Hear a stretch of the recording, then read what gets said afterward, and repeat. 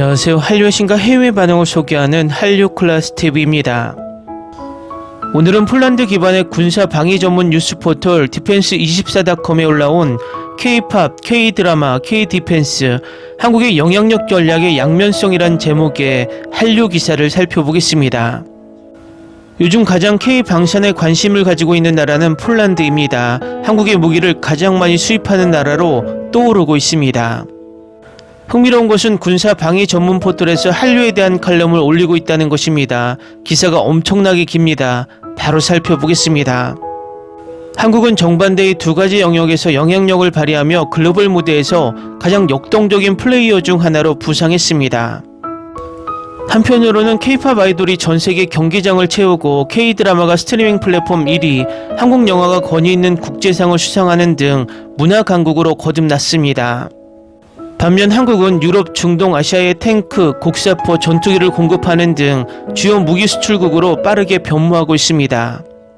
엔터테인먼트의 소프트파워와 방위산업의 하드파워라는 한국의 영향력이라는 두 가지 면은 서로 단절되어 있지 않습니다.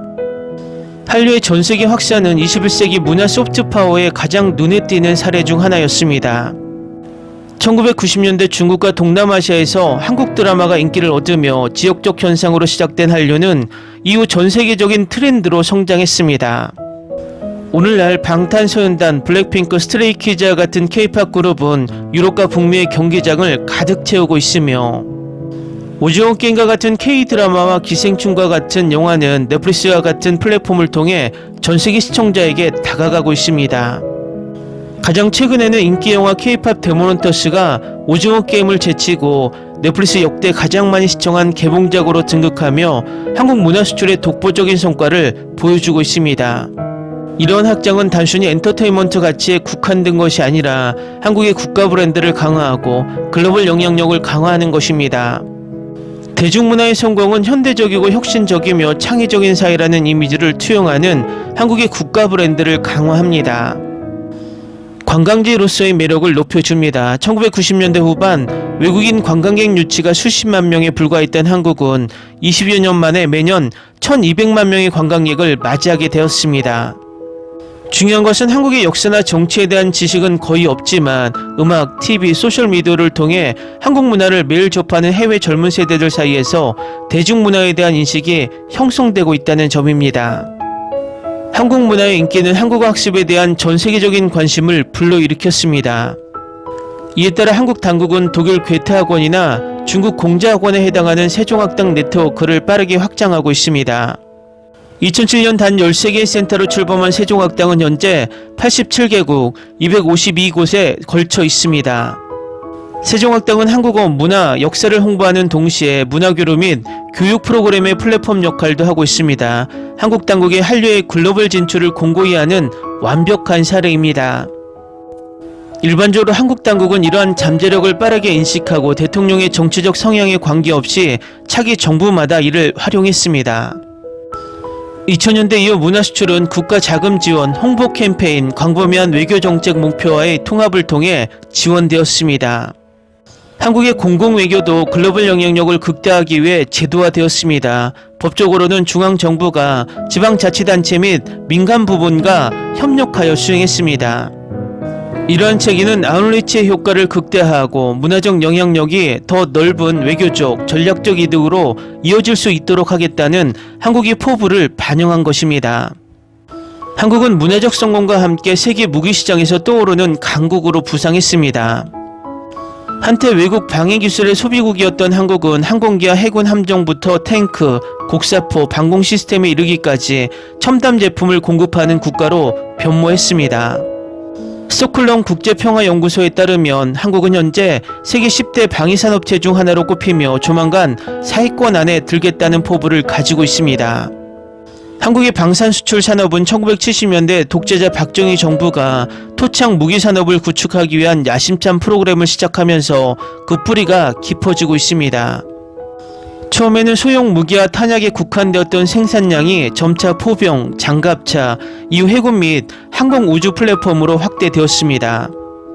시간이 지남에 따라 수출도 시작되었는데 처음에는 주로 아시아 국가로 향했고 나중에는 다른 대륙으로 확대되었습니다. 2022년에서 2024년 폴란드와 체결한 획기적인 계약은 이러한 변화를 가장 생생하게 보여주었습니다. 우크라이나에 무기를 공급한 후 역량을 긴급히 보충해야 하는 상황에 직면한 폴란드는 빠른 인도와 기술 이전을 위해 서울로 눈을 돌렸습니다.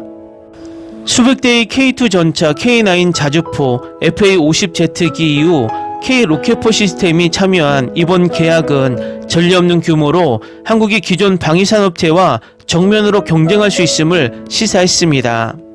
또한 미국과 유럽의 기존 방위산업체와 경쟁할 수 있는 신뢰할 수 있고 비용 효율적이며 기술적으로 앞선 파트너로서의 한국의 이미지를 공고히 했습니다. 또한 안보 주체로서 한국의 신뢰도를 높이고 파트너십을 강화하며 새로운 협력 채널을 열어줍니다. 방산 수출은 교육 프로그램, 유지 보수, 네트워크, 공동생산 시설 등 장기적인 전략적 연계를 창출합니다. 이러한 방식으로 K-디펜스는 비즈니스 부문 이상의 의미를 가지며 한국을 파트너 국가의 안보 아키텍처에 포함시키는 일종의 하드파워 외교입니다. 언뜻 보기에 K-팝과 K-드라마의 세계적 인기와 한국 무기 수출의 급증은 모순적인 메시지를 보내는 것처럼 보입니다. 하나는 젊은, 개방성, 국제적 매력이라는 이미지를 투영하고 다른 하나는 전쟁 억제와 갈등 조장이라는 냉혹한 현실에 뿌리를 두고 있습니다. 하지만 실제로는 이 두 가지 차원이 점점 더 상호 보완적입니다. 둘 다 글로벌 무대에서 한국의 가시성을 확장하고 명성을 강화하며 더 깊은 파트너십에 문을 열어줍니다. 문화수출은 해외에서 한국에 대한 인식을 완화할 수 있는 친숙함과 신뢰의 분위기를 조성하여 정치 경제 협력의 기반을 마련합니다. 한편 국방수출은 신뢰성과 역량을 입증하여 파트너들에게 한국이 문화혁신 국가일 뿐만 아니라 진지한 안보 주체임을 인식시킵니다. 이들은 함께 글로벌 문화 트렌드일 뿐만 아니라 전략적 균형을 형성할 수 있는 다차원적인 브랜드를 구성하고 있습니다. 한국의 궤적은 중견국이 콘서트홀과 스트리밍 플랫폼에서 군사 분야와 방위산업에 이르기까지 영향력을 확장하는 포괄적인 강대국으로 자리매김하는 동일한 광범위한 전략 내에서 소프트파워와 하드파워를 결합하여 글로벌 역할을 어떻게 증폭시킬 수 있을지를 보여줍니다. 폴란드와 같은 파트너에게 이러한 이중적인 역할은 특히 분명합니다. 한국의 대중문화는 청소년 정체성의 일상적인 일부가 되었고 한국의 무기체계는 국방태세를 재편하고 있습니다. 앞으로의 과제는 한국이 이러한 균형을 유지할 수 있느냐는 것입니다. 소프트파워는 개방성과 글로벌 연결성을 바탕으로 번성하는 반면 하드파워는 전략적 정렬이 필요하고 정치적 민감성에 직면하는 경우가 많습니다. 한국이 이러한 도구를 보완하는 데 성공한다면 21세기 고유의 영향력 모델인 전세계의 문화적 서사와 안보 현실을 모두 형성할 수 있는 국가로서 계속 두각을 나타낼 것입니다. 기사 잘 보셨나요? 우리나라 일부 부류들은 전세계 군사력 5위권, 경제력 10위권인 한국의 역량을 너무나 낮게 보면서 여전히 50년 전 국제적 지원을 받으며 강대국의 눈치를 보는 나라로 착각을 합니다. 그러니 거리에서 성조기를 흔들고 심지어 일장기와 이스라엘 국기까지 흔들어 댄다는 것입니다. 그들은 구구라는 이름으로 불리지만 그냥 21세기 신 매국노 집단으로 부르는 게 맞다고 개인적으로 생각합니다. 아직도 우리나라가 일제강점기와 미 군종에 놓여 있다는 노예의식에 쩌들어 일본과 미국의 가랑이에 들어가 기어야 한다는 매국적인 생각을 한다는 것입니다. 전세계 문화적 소프트파워와 경제 군사적 하드파워를 가진 나라에서 이제는 조금 더 주체적인 생각으로 미래를 꿈꾸는 것이 당연합니다. 한류클래스TV는 한류 외신과 해외 반응을 꾸준히 쫓아가 보겠습니다. 재밌게 잘 보셨나요? 여러분의 구독, 좋아요, 댓글, 알림 설정은 콘텐츠 제작에 큰 힘이 됩니다. 그리고 항상 하시는 일마다 대박 나시고 행복하시길 바랍니다.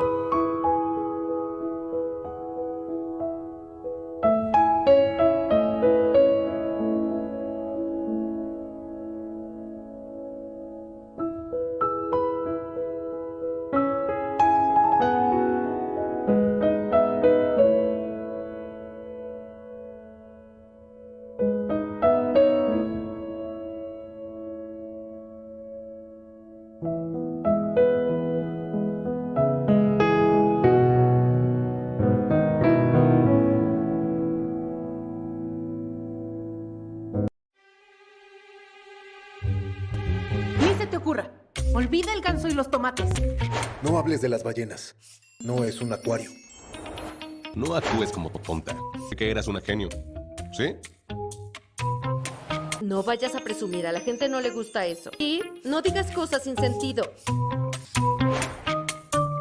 Y bueno, ¿minamos? Hasta pronto. Abogada, tengo mucha curiosidad por conocerla.